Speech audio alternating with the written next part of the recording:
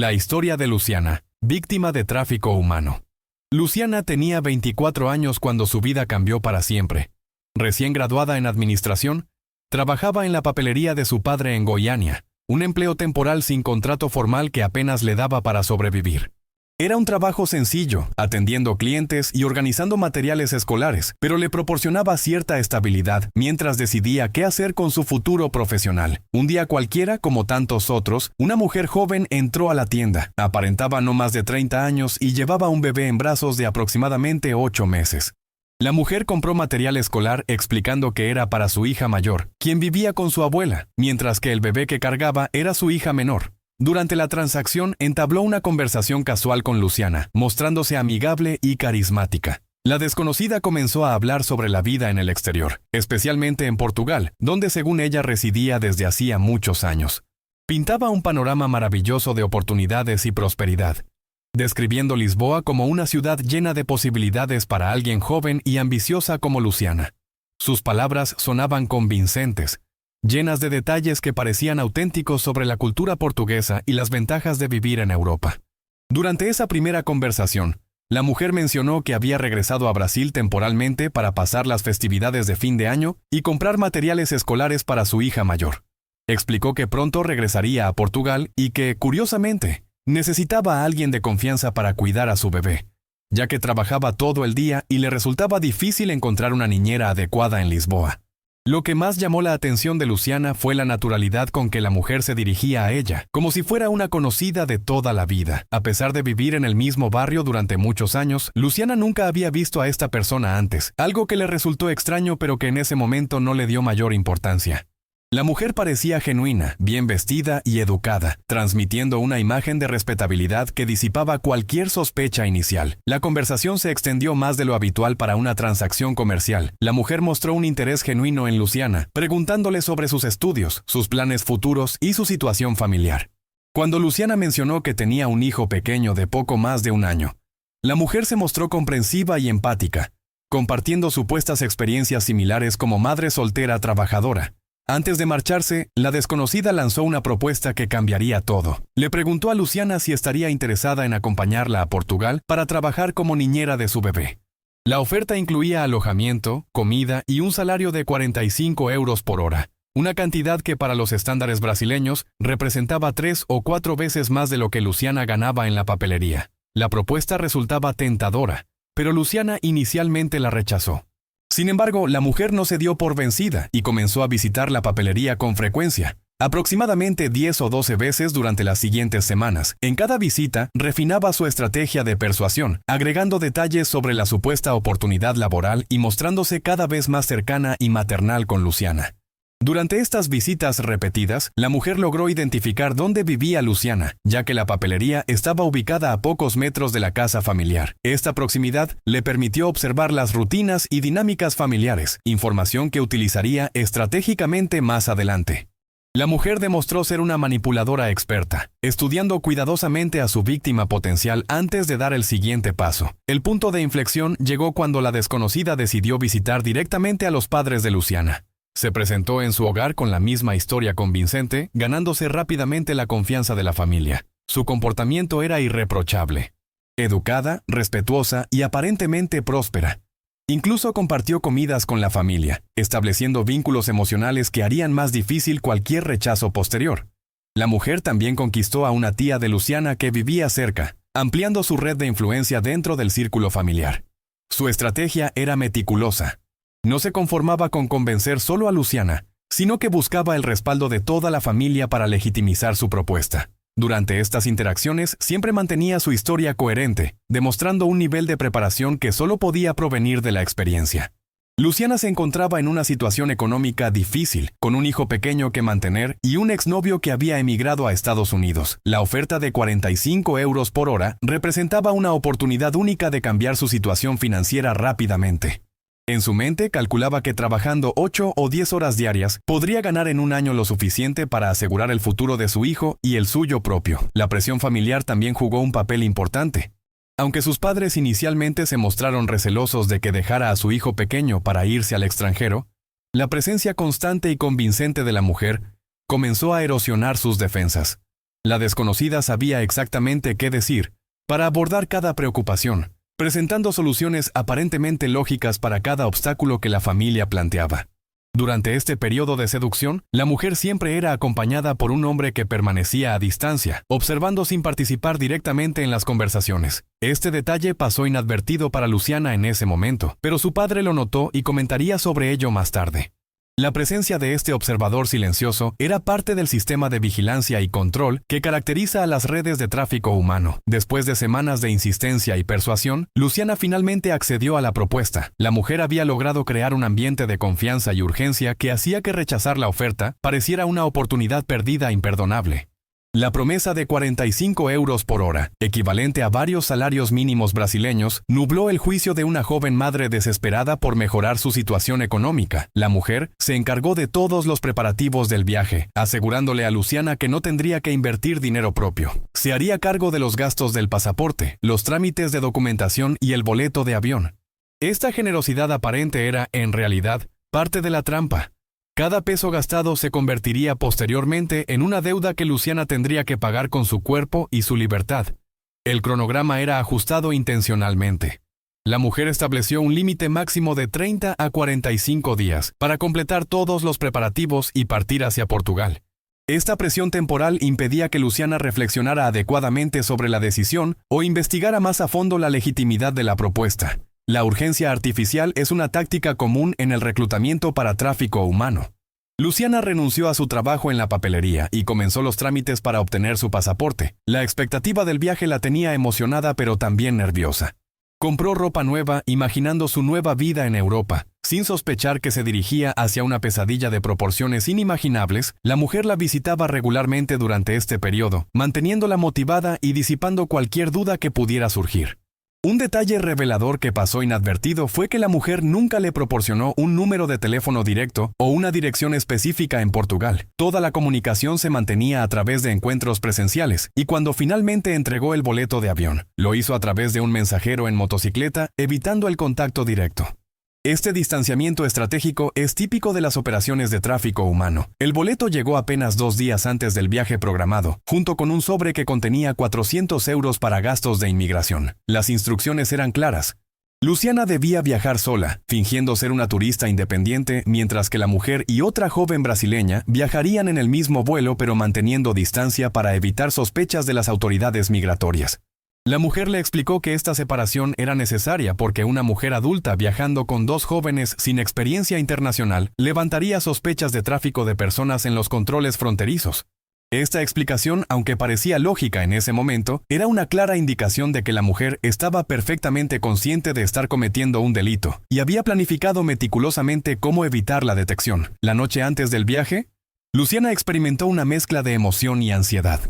Por un lado, se sentía afortunada de tener la oportunidad de trabajar en Europa y ganar dinero para asegurar el futuro de su hijo. Por otro lado, algo en su interior le generaba una inquietud inexplicable, una sensación que no lograba definir, pero que la mantenía despierta pensando en todos los detalles de la propuesta. El día del viaje llegó con una mezcla de nervios y expectación.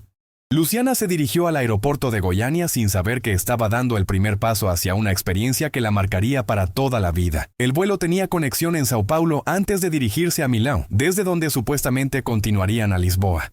Esta ruta indirecta era parte del plan para confundir a las autoridades y a las propias víctimas sobre el destino real. En el vuelo de Goiânia a São Paulo, Luciana viajó completamente separada de la mujer y la otra joven brasileña, tal como había sido instruida. Durante las 45 horas de espera en São Paulo para la conexión, la mujer se acercó brevemente para conversar, pero siempre manteniendo las apariencias de casualidad, como si fueran pasajeros que se habían conocido en el aeropuerto. El vuelo de São Paulo a Milán fue diferente. Las 3 mujeres se sentaron juntas y durante el viaje, la mujer repasó detalladamente las instrucciones para pasar por inmigración. Luciana debía presentarse como turista independiente, mencionar que tenía reservas de hotel en Lisboa por 14 días y mostrar el dinero que llevaba como prueba de solvencia económica. La preparación era minuciosa, evidenciando la experiencia de la mujer en este tipo de operaciones. Al llegar a Milán, la estrategia se implementó exactamente como había sido planeada. Luciana pasó sola por inmigración, respondiendo con naturalidad las preguntas rutinarias sobre el propósito de su visita y sus planes en Europa. La mujer y la otra joven también pasaron sin problemas, pero por carriles separados. Una vez reunidas en la zona de conexiones, la mujer expresó satisfacción por el éxito del primer obstáculo. Sin embargo, fue en este momento cuando Luciana comenzó a notar inconsistencias alarmantes en la historia de la mujer.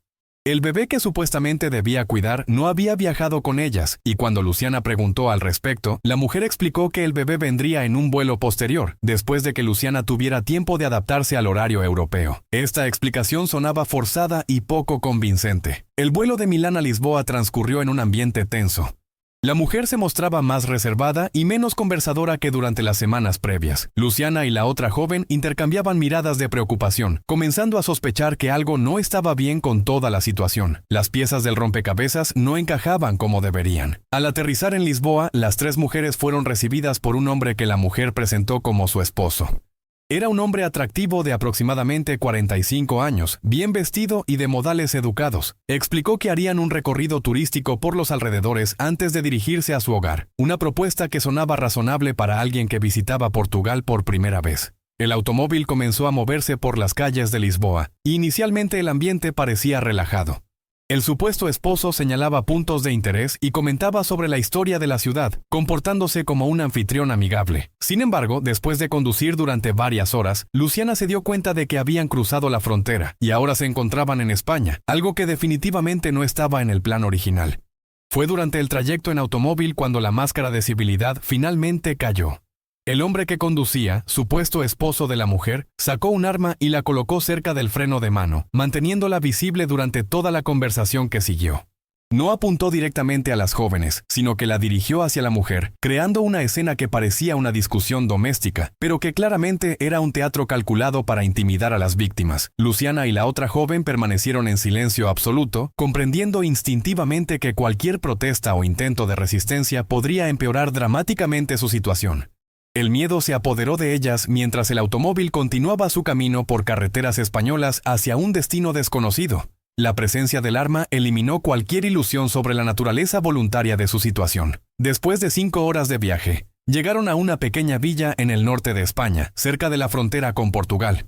El lugar era remoto y poco transitado, ideal para las actividades ilícitas que estaban por desarrollarse. Se alojaron en un hotel modesto donde pasaron la noche, siempre bajo la vigilancia constante de sus captores. A la mañana siguiente, la situación se volvió completamente clara cuando fueron llevadas directamente a un prostíbulo.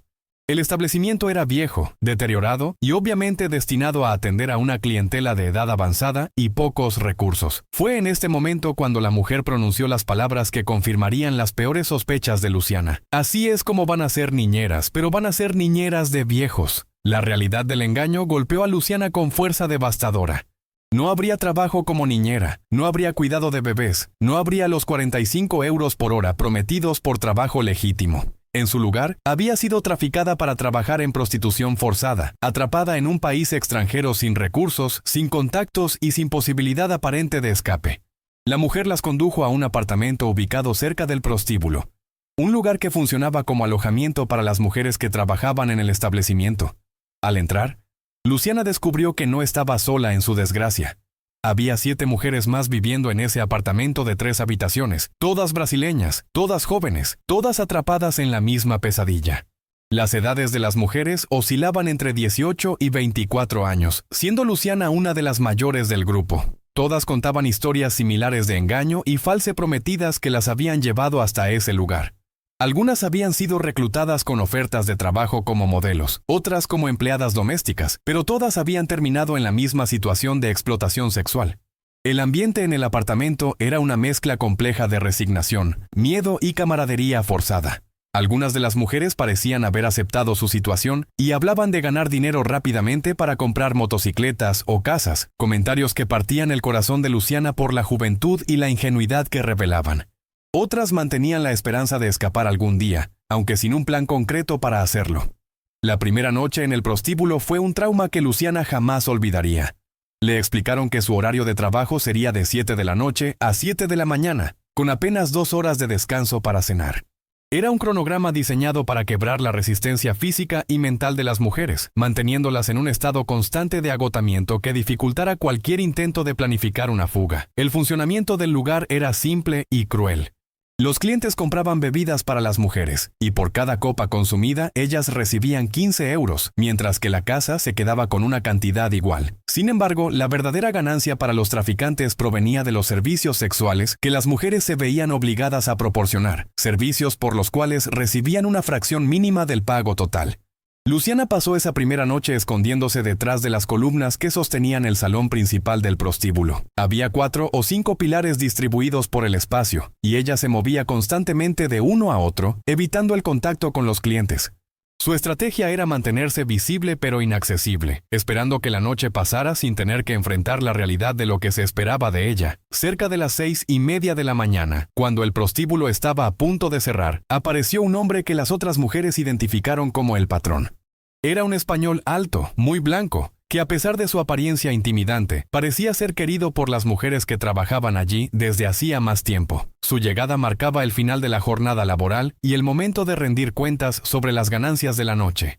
El patrón se acercó a Luciana y con una mezcla de comprensión aparente y advertencia sutil le dijo que entendía que no hubiera producido en su primera noche debido al cansancio del viaje. Sin embargo, le dejó claro que al día siguiente se esperaba que comenzara a cumplir con sus obligaciones. La amabilidad superficial de sus palabras no podía ocultar la amenaza implícita en su mensaje. Esa primera noche, Luciana logró ganar apenas 15 euros por una sola copa que un cliente le compró. Era una cantidad ridícula comparada con los 45 euros por hora que le habían prometido por cuidar niños, pero representaba la dura realidad de su nueva situación. El dinero venía acompañado de la comprensión de que cada euro tenía un precio en dignidad y libertad. De regreso al apartamento al amanecer, Luciana no pudo dormir. Su mente trabajaba frenéticamente, procesando la enormidad de su situación y buscando desesperadamente alguna forma de escape. Sabía que tenía que actuar rápidamente, antes de que el sistema de control y las deudas acumuladas hicieran imposible cualquier intento de fuga. Durante esas horas de insomnio, recordó que una de las otras mujeres había mencionado una biblioteca cercana con acceso gratuito a Internet. Esa información se convirtió en la semilla de un plan de escape que comenzó a germinar en su mente. Si podía contactar con el mundo exterior, quizás podría encontrar ayuda para salir de esa pesadilla. Al día siguiente, Luciana implementó la primera fase de su plan de supervivencia. Fingiendo adaptación a la rutina, preguntó casualmente sobre las facilidades disponibles en el área. Las otras mujeres le confirmaron la existencia de una biblioteca con acceso gratuito a Internet, ubicada a pocas cuadras del apartamento. Sorprendentemente, sus captores no parecían preocupados por permitir estas salidas durante el día. La aparente libertad de movimiento durante las horas diurnas era, en realidad, otra forma de control psicológico. Los traficantes sabían que las mujeres no tenían documentos, dinero, conocimiento del idioma local ni contactos en el país.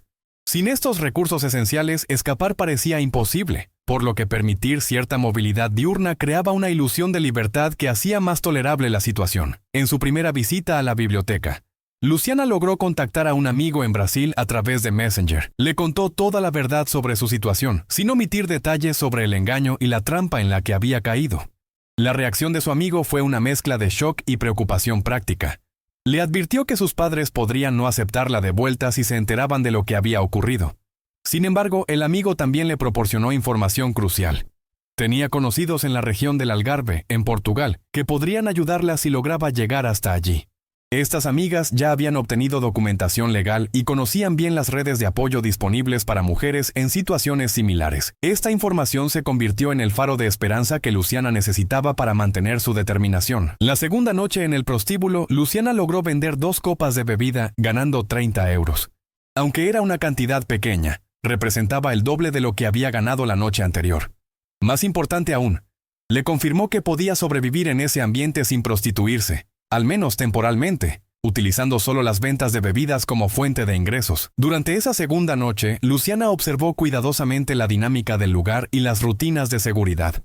Notó que algunos clientes parecían más interesados en conversación que en servicios sexuales, y que las mujeres más experimentadas habían desarrollado estrategias para maximizar las ganancias de las bebidas sin necesariamente prostituirse con cada cliente. Cuando regresó al apartamento esa madrugada, Luciana tomó una decisión que cambiaría su destino. Le confesó sus planes de fuga a la otra joven brasileña que había viajado con ella. Era un riesgo enorme, ya que cualquier filtración de información podría resultar en represalias severas, pero Luciana sentía que no podía abandonar a su compañera de infortunio. La reacción de la otra joven fue inicialmente de miedo e incredulidad. ¿Cómo podrían escapar sin dinero, sin documentos, sin conocer el idioma y sin saber dónde estaban exactamente? Sin embargo, cuando Luciana le explicó que tenía contactos en Portugal y un plan preliminar, la joven decidió unirse a ella. Ambas comprendían que quedarse significaba una degradación progresiva hasta llegar a un punto sin retorno. El momento decisivo llegó en la tercera noche, cuando Luciana fue testigo de un acto de violencia que confirmó sus peores temores sobre las consecuencias de permanecer en ese lugar. Al final de la jornada laboral, el patrón golpeó brutalmente a una de las mujeres que vivía en el apartamento, no con una bofetada, sino con puños cerrados.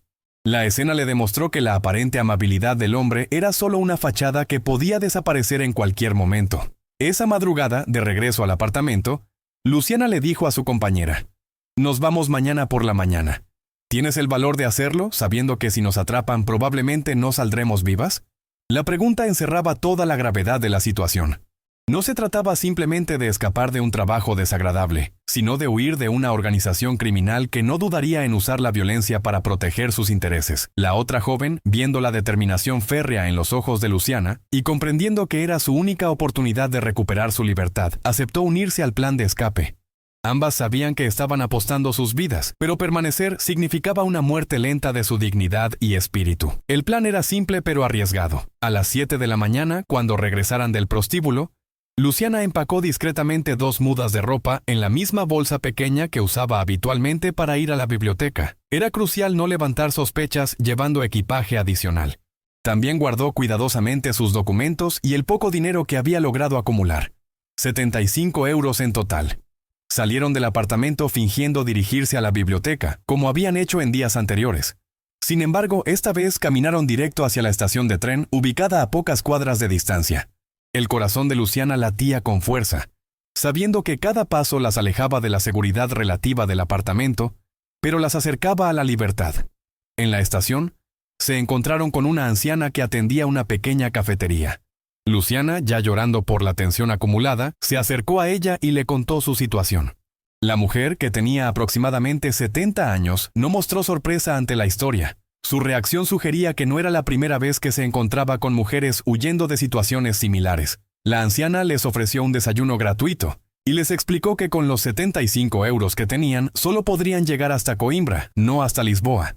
Sin embargo, también les proporcionó información crucial sobre cómo abordar el tren sin ser detectadas por la seguridad. Les indicó que cuando llegara el tren, un joven les haría una señal para que corrieran y se subieran rápidamente. El plan funcionó perfectamente.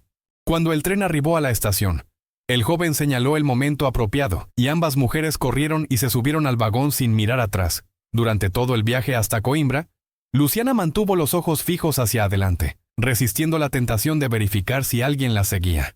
Sabía que su supervivencia dependía de mantener la calma y seguir avanzando. Al llegar a Coimbra alrededor de las 3 de la tarde, después de viajar toda la mañana sin comer, Luciana se enfrentó a una nueva realidad desesperante. El billete de tren hasta Lisboa costaba 23 euros, pero ellas no tenían esa cantidad. Habían gastado casi todo su dinero en el viaje desde España, y ahora se encontraban varadas a medio camino de su destino, sin recursos y con el tiempo trabajando en su contra. Consciente de que sus captores notarían su ausencia al caer la noche y comenzarían a buscarlas, Luciana se sentó en la acera junto a su compañera y rezó pidiendo un milagro. Sabía que tenían pocas horas antes de que la búsqueda comenzara en serio, y estar atrapadas en Coimbra las convertiría en presas fáciles cuando los traficantes expandieran su operación de búsqueda. La respuesta a sus oraciones llegó en forma de una familia portuguesa, padres con su hija joven que se dirigían a Lisboa. Luciana se acercó a ellos y con desesperación evidente les contó su situación. Inicialmente la madre mostró desconfianza y no quería que su esposo se involucrara, pero cuando Luciana comenzó a relatar los detalles de su calvario, la actitud de la mujer cambió completamente. El padre de familia, conmovido por la historia, decidió ayudarlas a pesar de las reservas iniciales de su esposa. Sin embargo, en lugar de darles dinero directamente, se ofreció a comprarles los billetes de tren. Esta decisión demostró tanto su genuino deseo de ayudar como su prudencia para asegurarse de que el dinero se usara para el propósito correcto. Durante esta conversación crucial, el maquinista del tren que se dirigía a Lisboa había estado escuchando discretamente toda la historia. Sin decir una palabra, observó la interacción entre Luciana y la familia portuguesa, procesando la información sobre la situación desesperada de las dos jóvenes brasileñas. Una vez a bordo del tren con destino a Lisboa, Luciana y su compañera se sintieron momentáneamente seguras. Sin embargo, esa sensación de seguridad se desvaneció cuando, después de 2 o 3 horas de viaje, el jefe de tren las llamó a su cabina. Luciana sintió que su corazón se detenía, convencida de que sus captores habían logrado contactar con las autoridades ferroviarias para interceptarlas. El terror se apoderó de ella mientras caminaba hacia la cabina, imaginando que sería entregada de vuelta a los traficantes o, peor aún, que sufriría represalias por su intento de escape. Su compañera la seguía igualmente aterrorizada, preguntándose si habían llegado tan lejos solo para ser capturadas cuando la libertad parecía estar al alcance. Sin embargo, lo que encontraron en la cabina fue otro milagro. El maquinista, que había escuchado toda su conversación en Coimbra, les explicó que conocía su situación y quería ayudarlas. Les ofreció comida de su propio almuerzo, ya que sabía que no habían comido desde la mañana temprano, y les aseguró que las llevaría hasta la estación final en Lisboa sin costo adicional. El maquinista no solo les proporcionó comida y transporte seguro, sino que también contactó a su esposa en Lisboa para coordinar su recepción. Su esposa resultó ser una brasileña que trabajaba con organizaciones de apoyo a inmigrantes y había visto casos similares anteriormente. Esta mujer conocía perfectamente la realidad del tráfico humano y las dificultades que enfrentaban las víctimas que lograban escapar. Cuando llegaron a la estación final en Lisboa, la esposa del maquinista las estaba esperando. Su primera recomendación fue dirigirse inmediatamente al aeropuerto, donde estarían más seguras mientras decidían sus próximos pasos. Les explicó que dentro del aeropuerto internacional, ninguna organización criminal se atrevería a actuar, ya que la seguridad era estricta y cualquier incidente sería investigado por las autoridades. En el aeropuerto, Luciana se enfrentó a una nueva realidad. Las oficinas de inmigración estaban cerradas debido al horario nocturno, y tendría que esperar hasta la mañana siguiente para presentar una denuncia formal. Sin dinero para un hotel y sin conocer a nadie más en Lisboa, se vio obligada a pasar la noche en las instalaciones del aeropuerto, durmiendo en los baños públicos. Fue en el baño del aeropuerto donde ocurrió otro encuentro providencial. Una mujer de limpieza, que resultó ser brasileña, encontró a Luciana y a su compañera durmiendo en el suelo. Al escuchar su historia, la mujer no solo les ofreció ayuda inmediata, sino que también las puso en contacto con las amigas de Luciana en el Algarve, permitiéndole hacer la llamada telefónica que había estado esperando hacer durante días. La conversación telefónica con sus amigas en el Algarve fue un momento de alivio indescriptible. Sus amigas confirmaron que podían recibirlas y ayudarlas a establecerse legalmente en Portugal. Sin embargo, también le proporcionaron información crucial sobre los riesgos que enfrentaba. Los traficantes no solo la buscarían a ella, sino que probablemente ya habían contactado a su familia en Brasil como forma de presión y venganza. Esta advertencia resultó ser profética. Cuando Luciana finalmente logró contactar a su madre en Brasil, descubrió que los traficantes ya habían llamado a su familia, amenazando con matarla y enviar su cuerpo de regreso si no se entregaba voluntariamente. La familia había estado viviendo en terror absoluto, sin saber si Luciana estaba viva o muerta. La llamada telefónica a su madre fue uno de los momentos más emotivos de toda la experiencia. Del otro lado de la línea, Luciana pudo escuchar el suspiro de alivio de su madre al confirmar que estaba viva y relativamente segura. Sin embargo, también se enteró de que la situación en Brasil se había vuelto insostenible para su familia debido a las amenazas constantes de los traficantes. Sus padres habían sido obligados a abandonar su hogar en Goiânia y mudarse a otra ciudad, llevando solo la ropa que tenían puesta. Hombres desconocidos habían estado vigilando su casa las 24 horas del día, e incluso habían amenazado a su sobrino pequeño en la escuela. La red criminal había demostrado su alcance y su crueldad, castigando a toda la familia por el escape de Luciana.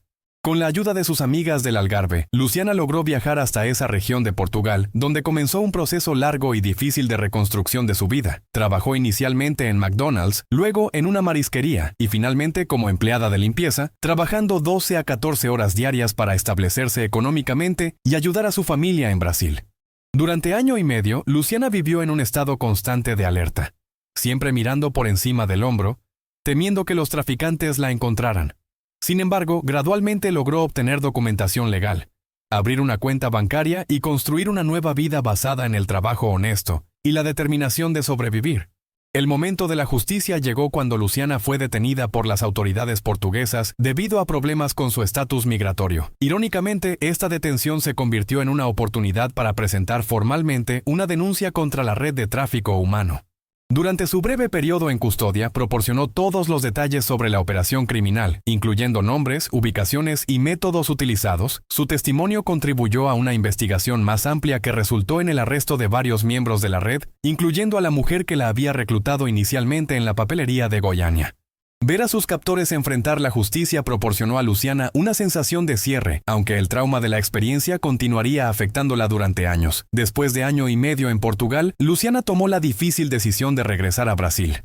Su familia había logrado establecerse en una nueva ciudad, lejos de las amenazas de Goiânia, y ella sentía la necesidad de reconectar con sus raíces y con su hijo, quien había crecido considerablemente durante su ausencia. El regreso a Brasil marcó el comienzo de una nueva fase en la vida de Luciana. Se casó, tuvo otro hijo, y eventualmente encontró su vocación en la repostería, estableciendo un pequeño negocio que le permite mantenerse económicamente mientras disfruta de un trabajo que realmente ama. Más importante aún, encontró la fuerza para compartir su historia públicamente, con la esperanza de prevenir que otras jóvenes caigan en las mismas trampas. La experiencia transformó completamente la perspectiva de Luciana sobre la vida, las relaciones y la importancia de la familia. Aunque las cicatrices emocionales de su experiencia nunca desaparecerán completamente, ha logrado canalizar su trauma en una fuerza positiva para ayudar a otros y crear conciencia sobre los peligros del tráfico humano. Hoy, años después de su escape, Luciana continúa siendo una voz valiente contra el tráfico de personas. Su historia sirve como testimonio del horror que enfrentan miles de mujeres jóvenes cada año, pero también como prueba de que es posible sobrevivir, escapar y reconstruir una vida digna después de experiencias tan traumáticas. Su mensaje es claro y urgente. Las ofertas que parecen demasiado buenas para ser ciertas generalmente lo son, y ninguna oportunidad económica vale el riesgo de caer en manos de redes criminales.